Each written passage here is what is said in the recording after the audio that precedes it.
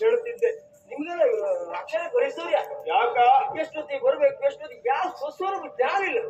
ಒಂದ್ ಜಾತಿ ಶಿವ ಪೂಜೆ ಬಂದಿದ್ರೆ ಕನ್ನಡ ಬಂದಾಗ ಬಂದ್ಬಿಟ್ಲಪ್ಪ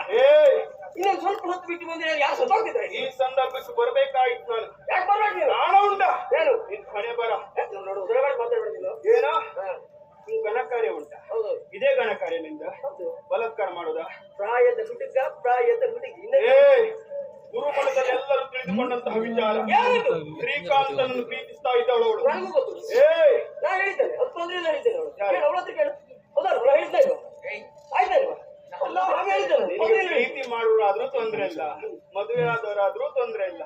ಹಳೆಯವರಾದ್ರೂ ತೊಂದ್ರೆ ಇಲ್ಲ ಗಂಡ ಸತ್ತವರಾದ್ರೂ ತೊಂದ್ರೆ ಇಲ್ಲ ಮದುವೆ ಆಗಿರ್ಬೇಡ ಅಷ್ಟೇ ಒಳ್ಳೆ ಮಾತು ಹೇಳ್ತೇನೆ ಕೇಳು ಮದುವೆ ಆಗ್ಲಿಕ್ಕೆ ಅವಳೇ ಬೇಕಾ ಯಾರು ಅವಳು ಬೇಕಾ ಏನ್ ಶ್ರೀಕಾಂತನ್ ಕೊಲ್ಲಿಕ್ಕೆ 4 ಜನ ಕಳ್ಸಿಕೊಟ್ಟಿದ್ಯಾ ಎಂತ ಇತ್ತು ಹಾಗೆ ಅರ್ಥ ಉಂಟಾ ಯಾರು ಒಂದಾಗೆಲ್ಲ ಬೆಂಕಿ ಕೊಲ್ಲಿಗೆ ಹೇಳಿದ್ದೇನೆ ಶ್ರೀಕಾಂತ್ ನಿನ್ನ ಕೆಲಸವೇ ಇಡುದು ಬೇಡ ಅಂತ ಆ ಕಡೆ ಇದ್ದೇವ ಯಾರು ಏನಾಯ್ತಾ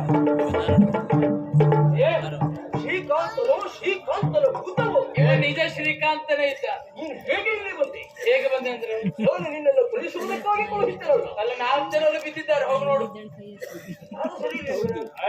ಅವ್ರಿಗೆ ಉತ್ಸಾಹ ಬರಲಿ ಸ್ವಲ್ಪ ಕೊಟ್ಟಿದ್ದ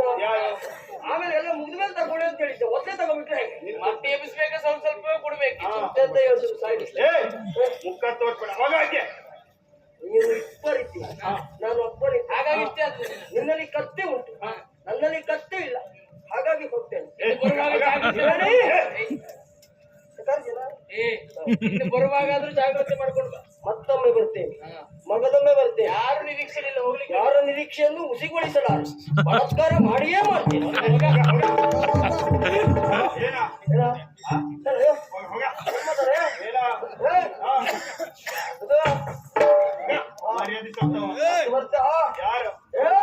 ಸ್ಥಳ ನಮ್ಮದ್ದು ಹೊರಗಿನಗಳನ್ನು ಎತ್ತಿ ಬಿಸಾಡಿ ಬಿಡ್ತೇವೆ ಮಿತ್ರ ಈಗ ನಾನಿರುವುದು ಸರಿಯಲ್ಲ ಹೌದಾ ಯಾಕೆ ಯಾಕೆ ಪ್ರೇಮಿಗಳು ನೀವು ಪ್ರೇಮಿಗಳಲ್ಲಿ ನಾನೊಬ್ಬ ಮೂರನೇ ಯಾಕೆ ನನ್ನ ಕೆಲಸ ಮುಗಿತು ನಾನು ಹೋಗ್ತೇನೆ